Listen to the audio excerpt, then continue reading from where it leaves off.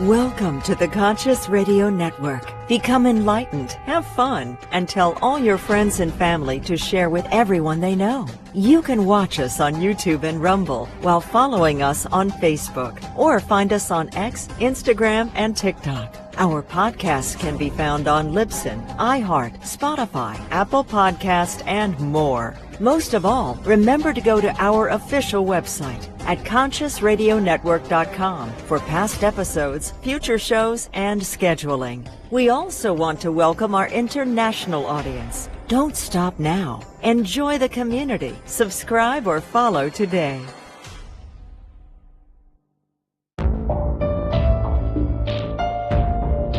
This is the Conscious Radio Network.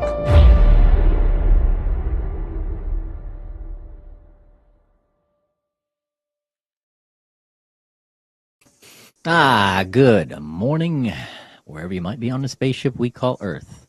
Welcome to Conscious Radio Network's podcast series, The Seance. And this is actually called, there's a special series we're going to be doing, which is once a month on second Monday of the month. It's called Before the Veil. And what's really cool, this really blends into what we're going to be talking about today, the veil. I'm your host, Reverend Dr. Paul Meck. If this is your first time chiming in, please click like, subscribe, comment. Also, don't forget to follow wherever you listen to your podcasts. When Spirits Call. As a medium, she's been hearing her spirit since the age of 4. She believes in living a grounded life that's led by spirit. She guides clients and business owners alike on the importance of intuition first, challenging you to think about work and life from the inside out. She's passionate about the mental wellness that comes from the spiritual life, combining her spiritual gifts with her education and social work and with her love of business. She delivers a unique experience, her rare ability to speak to the energy of spirit, business, and feelings. She taps into the heart of people who are searching for the meaning and purpose of their lives. She intuitively weaves practicality with purpose and mission while encouraging her clients to do the same. Let's welcome to the seance, Carolina Gutierrez. Thanks welcome, for having my friend. me. How are you? I'm good.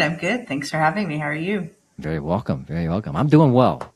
The heat in Florida, man, it's getting crazy. Going to be but the summer's almost.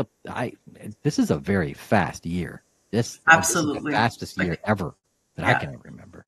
Blink of an eye, it's gone. Yes, yes.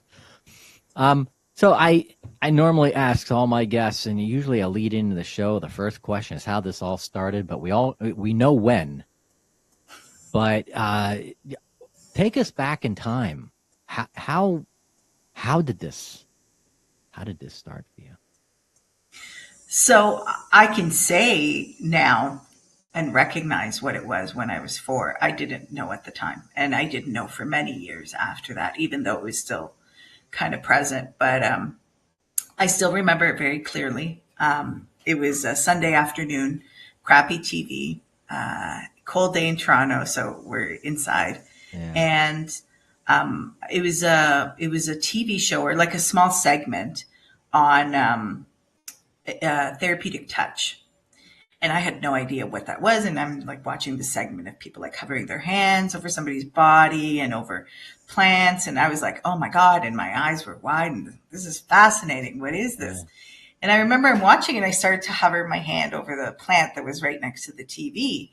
And then, of course, at the end, a stern voice comes through and it's like, and you should not be doing this if you're not trained, and be very careful. And, like all that fear that's thrown in there. And I was like, oh. And I remember like just kind of moving my hand away. Yeah. And a very distinct, very adult, very separate voice just came into my head. And it's like, no, keep doing it. Do it. Continue what you're doing. Hover your hand, and I was like, and I remember being very like, kind of stopping and looking around and being like, where's that voice coming from? Yeah. Like, what is this? And over the years, like it really developed into what I thought was my own voice until I recognized, kind of what was going on. But, that was the very, very first time. And it it wasn't until I was well into my adulthood and as a working medium that I recognized that and that I recalled that. I don't remember what it was, but I was like, oh, right. There was that time, like I can describe the apartment we lived in, and we had a little red TV set. And, like it was very impactful because it was just so unique of an experience for my short lived life at that time. Um, and then it just it really developed into an internal voice. I thought it was my own internal voice, and I thought everybody had this experience. And it wasn't until I was in my early 20s that I really made sense of what that was. But I wish I could tell people like I woke up knowing and understanding. No, absolutely not. I fumbled my way through it, kind of like everybody does in life, right? Yeah. Yeah. Now, from what happened then, how did this develop into what you do now, and what do you do now? So I was in my early 20s, and I was taking a workshop on hypnosis, and there was a medium in the group, and we were all getting little readings at lunch. I don't even think I had maybe a reading as a teenager from somebody, but um, when she came to me, she said, "Oh my God, you're more intuitive than I am. Hmm. You really need to be doing this for a living." Yeah. What? And it really, you could have knocked me over with a feather right then. I don't, maybe now this is a case, but I have yet to meet somebody that has planned on being a psychic consciously in this life, maybe before, right? But Yeah. no one kind of sets as a career goal. Yeah. So it was a very interesting moment when that happened, because I remember going home and just kind of sitting with that for a while. And then all of these really weird instances in my life up to that point started to make sense, right? I picked someone out of a crowd of like 10,000 people, and I said, "You're so and so," and I had never met them. This was pre-internet, so I had no idea. And I remember the guy sitting next to him said, "You need to be careful with that girl. That's a witch right there," because so like there's instances like that really kind of color my life prior to understanding that. All of a sudden I'm like, oh, okay. So this wasn't just a coincidence. It wasn't a fluke. It was, there's something else there. So what was really cool though, I think anyway, was when that happened, when I had that reading and I came home that night and I was thinking about it, the voices came back into my head, and they've been always there, right? Always there. But they came in, they're like, great, now you understand what it is. Let's get to work. And I could literally kind of see this. I could see them like, yes, like now we can, now you understand. Let's get going. So, and my life has never been the same since. Wow. Wow. Now it's very. You mentioned too, especially on your website, there is an importance with working with spirit and getting in touch with particular spirits, and those would be our ancestors and or spirit guides. What is your thought and the importance of working and trying to get in contact with or in touch with the energy of our ancestors? Oh, Paul, you're talking my favorite topic here. Yeah, absolutely. So you have to just a little bit of a step back before I get into that. I'm not a trained medium in that I did not go to mediumship school, let's say, or all of my training has been provided to me by my spirits, by my guides and my ancestors. So, like I've had classes with them. I sit with them. They're like, okay, this is what we're going to learn today. This is how we're going to build up to this. And so for me, the role that my ancestors and my guides play is absolutely foundational in working with spirit. And I always say that I find it to be the safest form of working with spirit, because you're not using your own energy.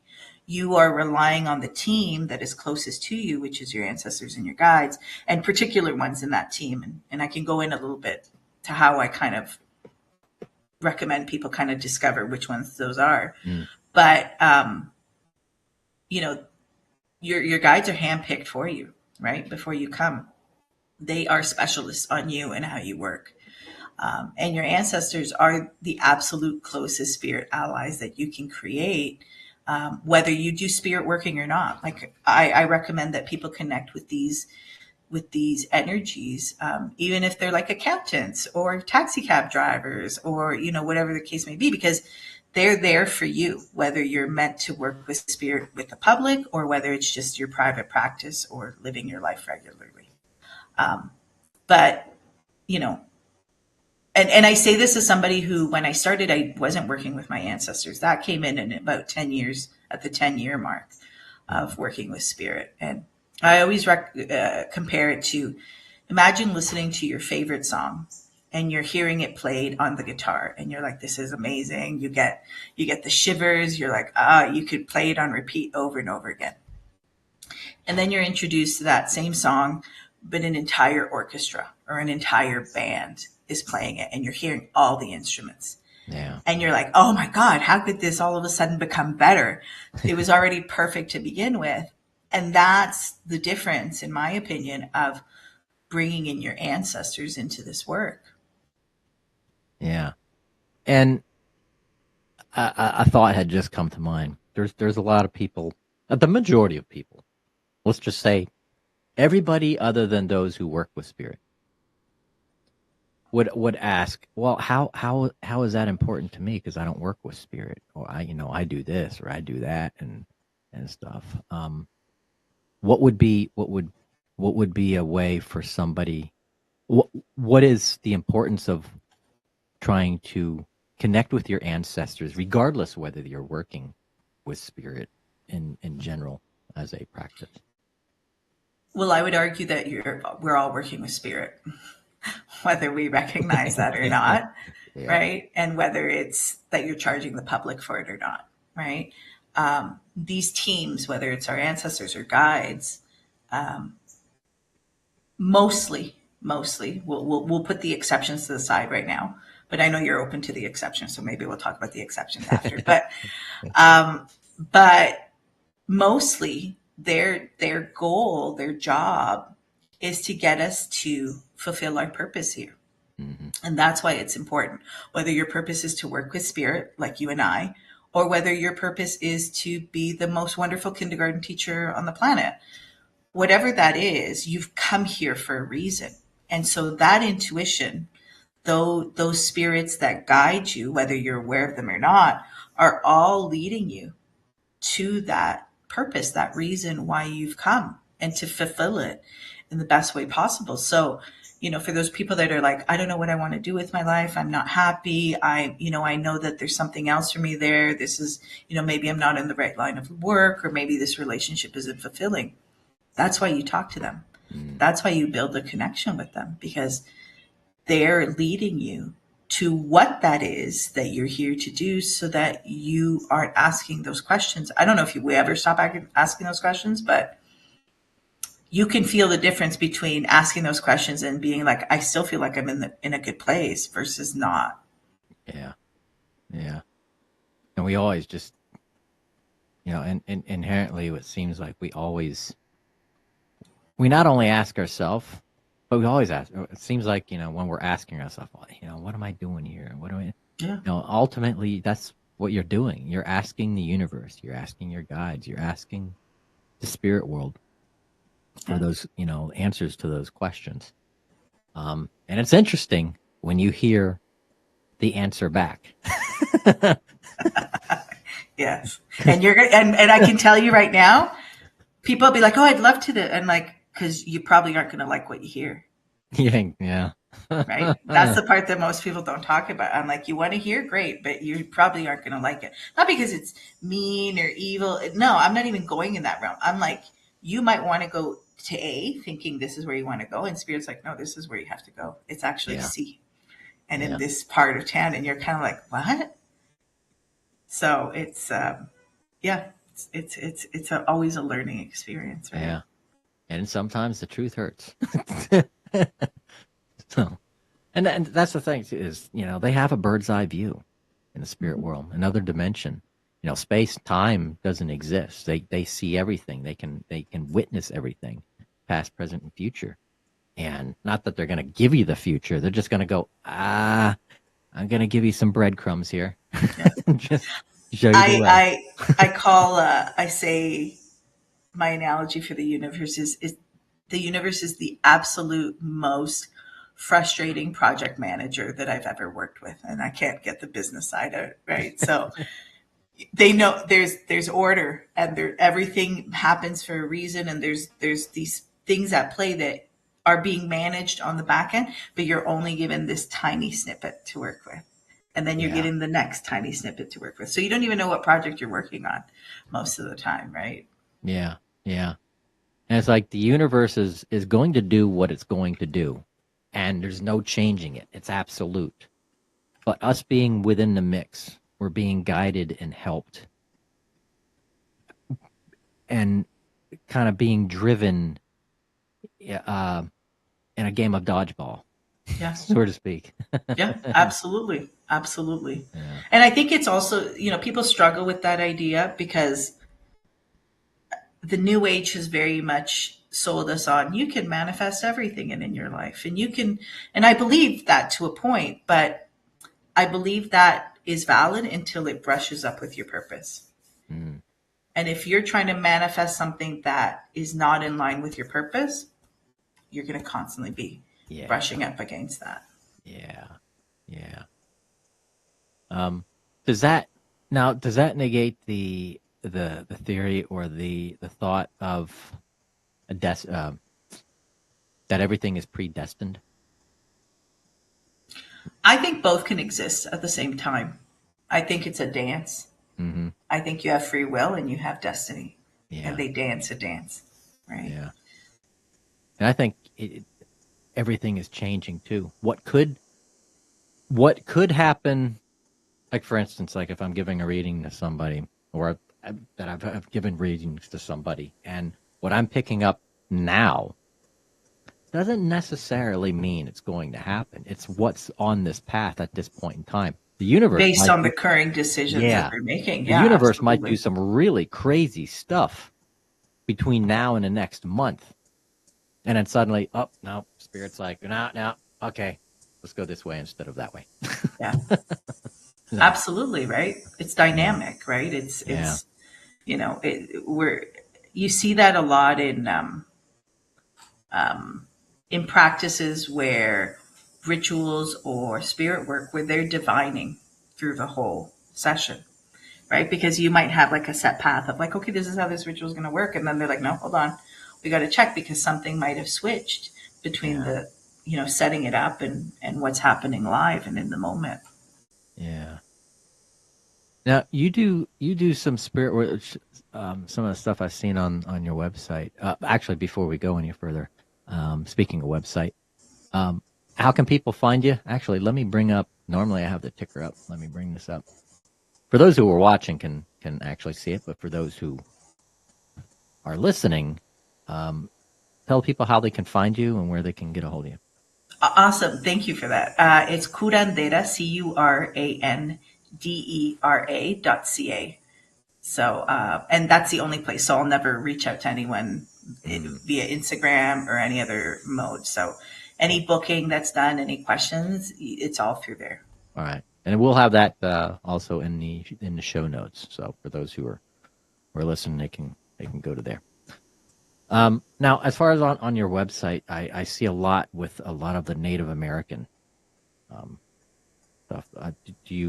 What do you do with kind of work So- do you do with the Native American shaman? Yeah. So Shamanism. I use shamanic techniques, absolutely, but it's more informed from my ancestral background. So my parents are from South America, from Colombia, and so it is part of the First Nations communities there, as well as the First Nations practices that were brought over during the transatlantic slave trade. So those are very prominent ancestors that play a role in my practice.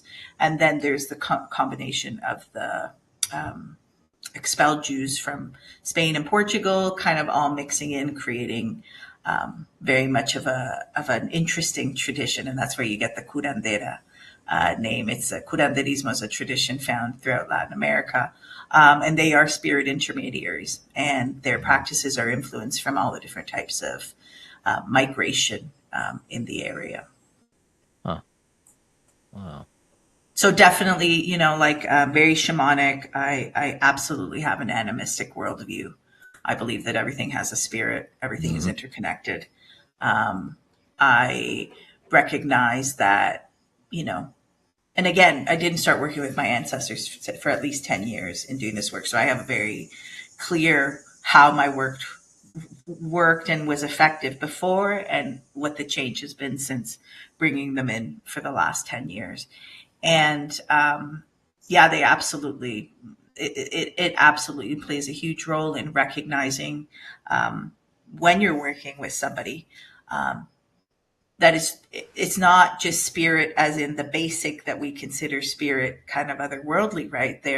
You are made up of thousands of people that walked before you, and you hold that in your, in your meat suit and running through your veins, right? And so, unfortunately, that is a tradition that has been very much lost to Western traditions of spirituality. But when you look outside of the West, it is alive and well, because the ancestors play such an important role, not only in our own lineages, but also where we live, and honoring the ancestors of the land that we're on. So it's something that I have found to be a very grounded and balanced approach to spirit work.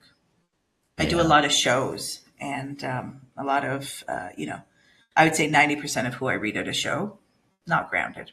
They're not in their bodies. That's why they're there at the show. Have you noticed that in your readings, Paul? Yeah. Yeah. As it's people are just like, they're not grounded. They're just lost energetically. Absolutely. And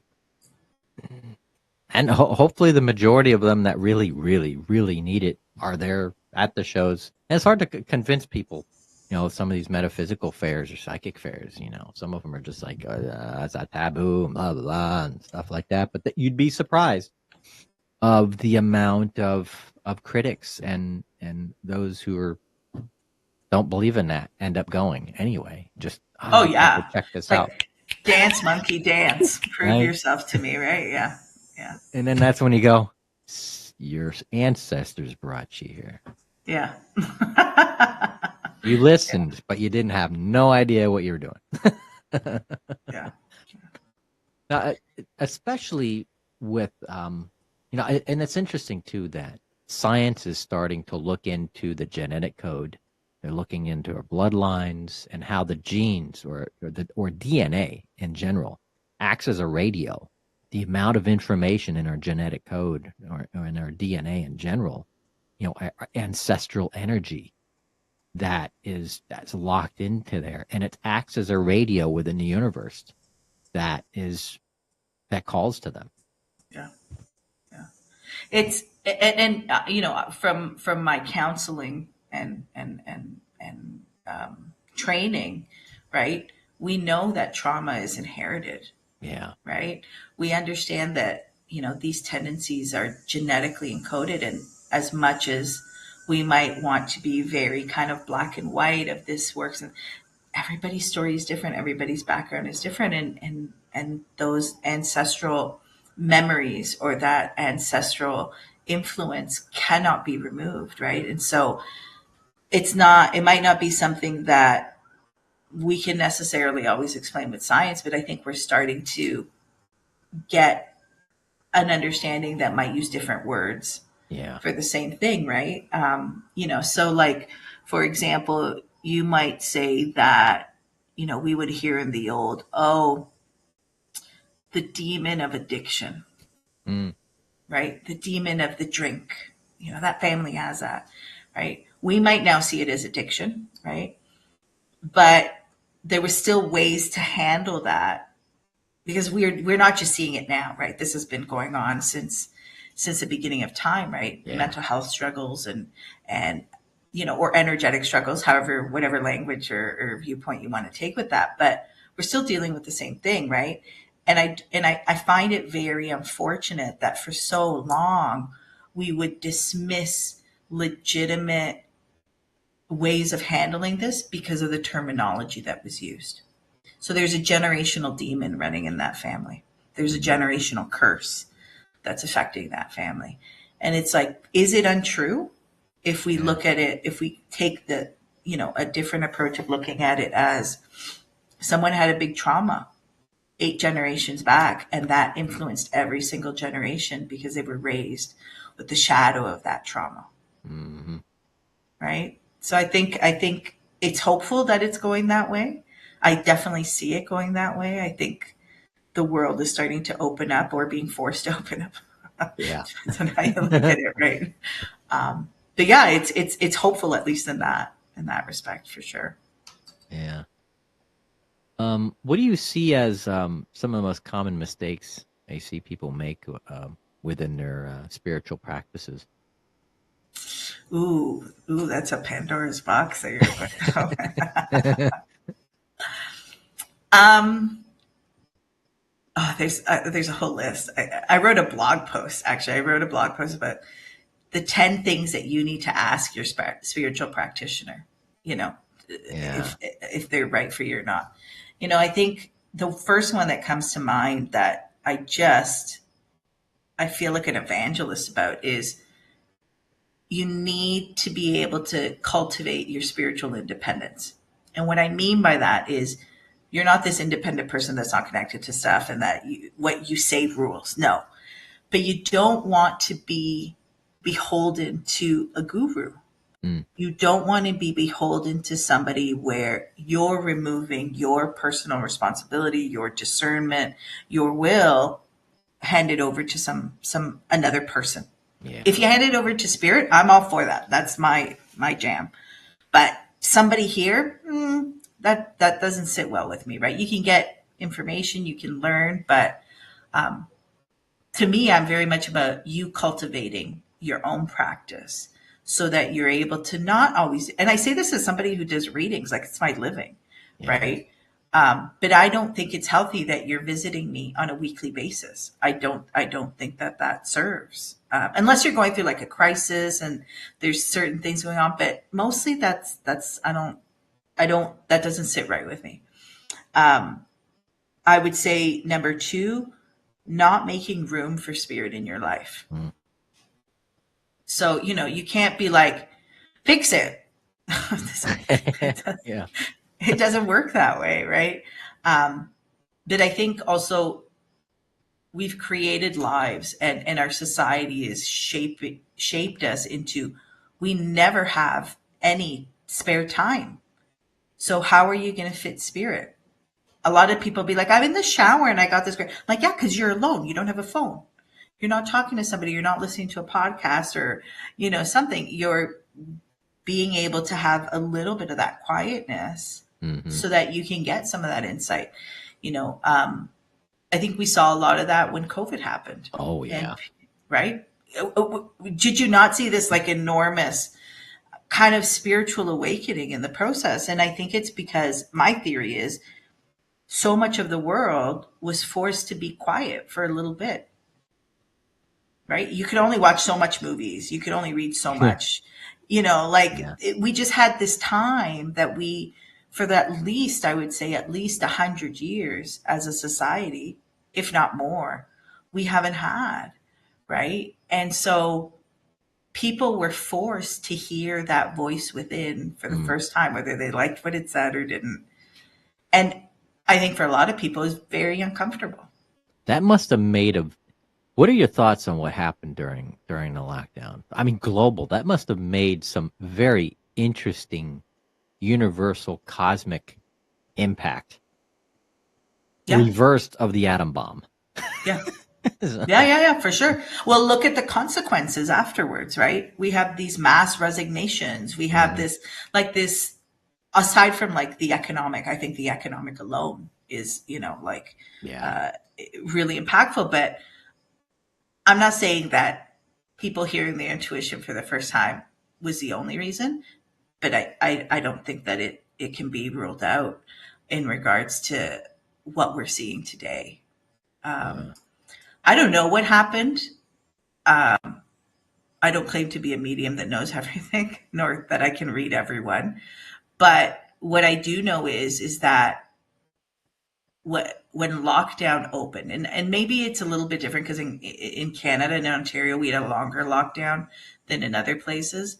Yeah. But when that opened, you could see the absolute thirst of people desperate to find more meaning in their life Mhm. than the newest cell phone or the Instagram Yeah. selfie or, and the reality is that organized religion has left a void, right? Mhm. People are moving away from that, but they doesn't mean we don't need spirit in our life. Doesn't mean that we don't, you know, crave the understanding of that bigger than us force that exists, right? And I remember the first shows that I did when lockdown opened up.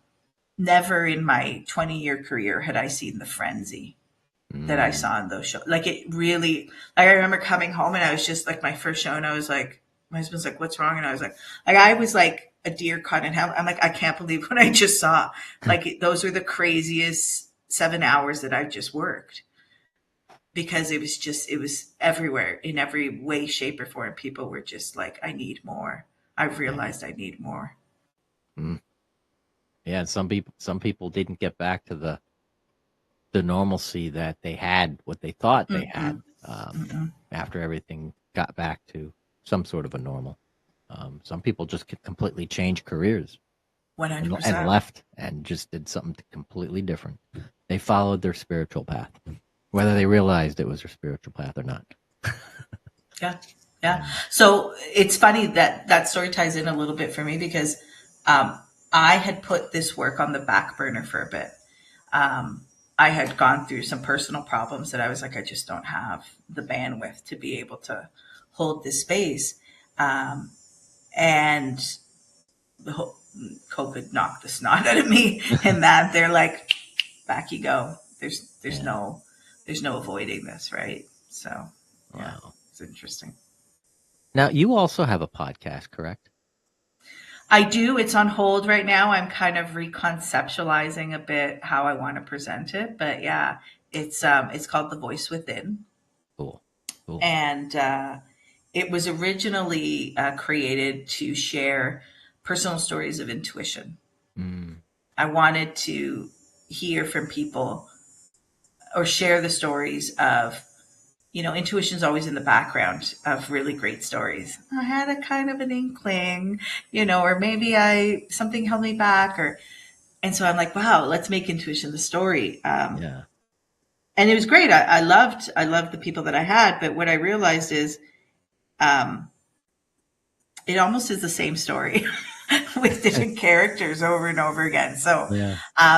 me and my spirits are in the process of kind of rejigging for the new year. What's going to come out on the other end of it, this kind of voice within 2.0, how I'm going to shape it a little bit differently. Cool. Definitely keep me posted. Keep us posted. Oh And yeah, yeah, yeah, definitely. yeah. Yeah. Thank you. You're welcome. Maybe you can swap shows, collaborate, or something like that. I got some stories. Love it. No, Love it. Yeah. yeah. It's interesting that you say that because where I'm considering going next is, um, how different spirit workers work to help people develop their intuition better. Mm, Right. So whether it's, I read some of your bio and, like energetic interference, right? People don't like to talk about that, but yeah. that's very present and that very much blocks us from, connecting with our team and, understanding better. So yeah, that might be, I've been flirting with that idea for a while now. So we'll talk. Definitely. Awesome. Awesome. So what's one thing that anybody can do like today when they listen to this show to start connecting to the spirit realm? So make time, 5 minutes. I'm not even putting it just 5 minutes, whatever 5 minutes that you can do, whether that's before you go to bed at night as you're falling asleep, whether that's first thing in the morning before you take that sip of coffee, but it's creating the space so that you're able to start to recognize that there's this team that you walk with, right? And sitting in silence, sitting in prayer, maybe it's meditation. I'm not one to give this is your formula, because I think every single one of us has a different recipe that makes up who we are and what we resonate with. And so, for years when I started on this path, I beat myself up a lot about meditation. I am diagnosed ADHD. I am. You don't see me now, but my hands are moving. They're fidgeting with something. My toes are tinkling. They're like being wiggled. There's constant movement. So when you ask somebody like me for meditation, I'm just going to be constantly failing because I'm like, I just don't meet that, right? But what I've done very well my whole life, just because I was brought up very religious. I'm not religious now, but for me, prayer is effortless. Yeah. It is a state that I can be doing whatever. I can be in the middle of dealing with a client and I see their struggle and I'm silently, I'm like, I pray for this person. I pray that they're able to overcome this challenge, like while I'm driving, you name it. And so at the time when I had started, so I started practicing in 2004, end of 2004. No one talked about that. Everything was very meditation. It was very Eastern in the approach of like trying to connect with that. And that's just never really been something that worked for me, right? That resonated. So, and it took me a long time to kind of realize, well, instead of trying and failing, why don't we just do what we do well, right? And so prayer is very, very important in my work, in the intention that I set before I have an interview, in the way that I start my morning, in the way that I close my day, in the uniqueness that is presented in each client that I have, right? So giving yourself the opportunity, and if you're an atheist or agnostic maybe, and prayer is something difficult for you, then quiet contemplation. Yeah. Just a little bit of silence. Are your thoughts going to be racing? Probably, right? But that's okay. There's nothing wrong with that. You start to kind of, maybe there's breathing exercises that you can do, but really kind of fostering an environment that shuts the outside world down and brings your attention to the inner world, right? Because that's where you're going to find your spirit team. Mm-hmm. That's where you're going to find spirit. You got to find spirit there before you find spirit outside. Yeah. Right. Yeah. Before you allow that magic into your life, you got to make room for that magic. Right. Yeah. And we gotta put this thing down, put it away, turn it off, all technology, and just go out, go for a hike, go out to a state park or a national reserve or something like that, and just sit down. So I offer, I'm launching a workshop series in the fall, all about connecting with your ancestors. And it's 7 different workshops. You take whichever one you want. You don't have to take them as a set. Maybe just one resonates with you.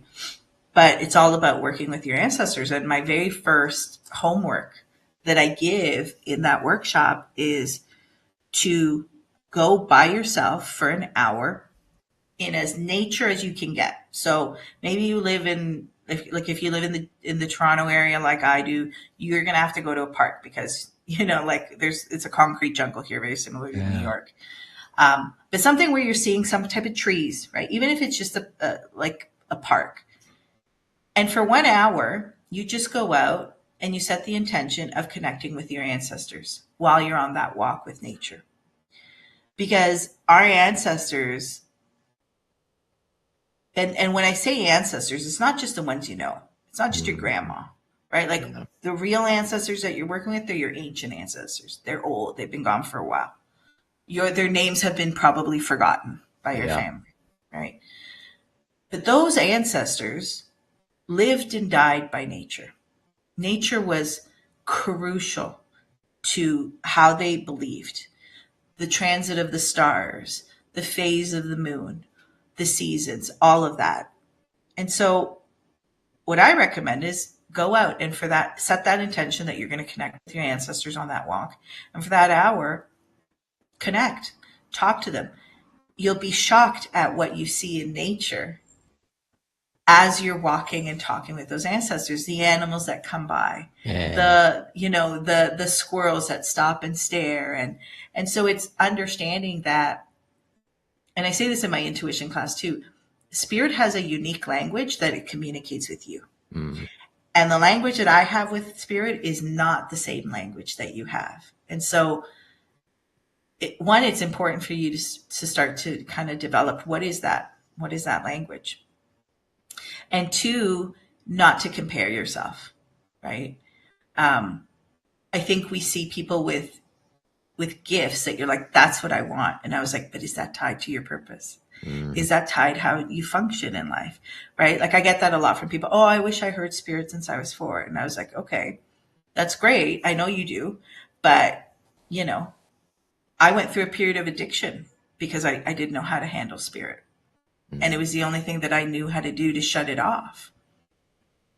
It's not always pretty and it's not always comfortable, right? Yeah. And so it's very important to recognize how is that personalized for you, right? Mm. Yeah.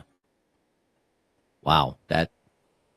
That's, man, that could be a takeaway. It's a huge takeaway. That's a huge takeaway. Definitely. Absolutely, right? Before that's the spirit, that's the language of our ancestors. Yeah. Where did our ancestors look for when they did their divination? And they all did divination, right? Where did they look? They read the stars. I'm not saying anti-science. Please, I'm not saying that at all. I think we can live in a world where both can exist. But if you're looking to connect with those, you got to understand the language that they speak, and they spoke nature. Yeah. And I'm not a nature person. I'm like a patio drink person. Like, I'm not excited about camping or anything like that, but I recognize that's where it was at with them. And if that's who I want to work with, then I got to adjust. Huh. Wow. Before we wrap up the show, once again, how can people find you and reach out to you? Yeah. So again, curandera.ca, curandera.ca. I offer a free 10-minute consultation to see if working together is the right fit. I don't feel that I'm meant to work with everybody. I think you need to resonate with who you work with. And, sometimes people spend more time looking for shoes than they do for who they're going to work with and help. Yeah. So definitely I recommend that you take advantage of that. I am a licensed counselor here in the Greater Toronto, or in Ontario in Canada. So I am covered by insurance for those Canadians. I'd say 90% of what I do can be done online.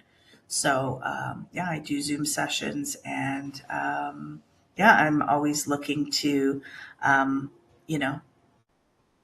discover more, because I think, I don't know about you, Paul, but I think my clients are lessons just as much as they get out of it. Yeah. I get out of it too, right? Yeah.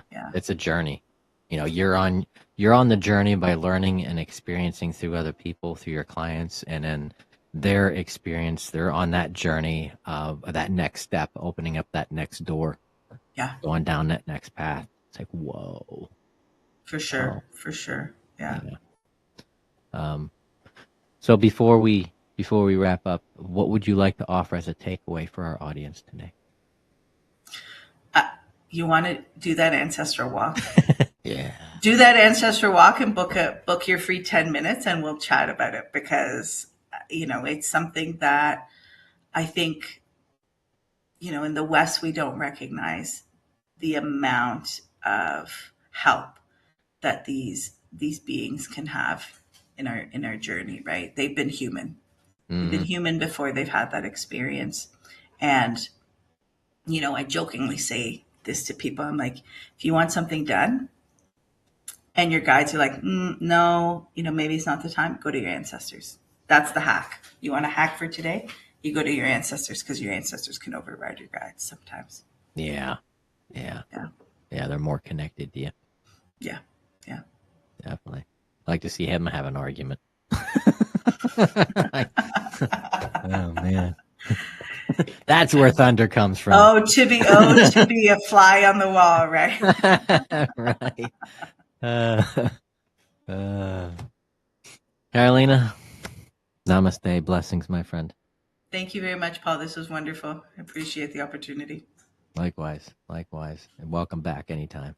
Thank you. You're welcome. Thank you, everybody, for listening in to the Seances Before the Veil on Conscious Radio Network. And until next time, we'll see you then.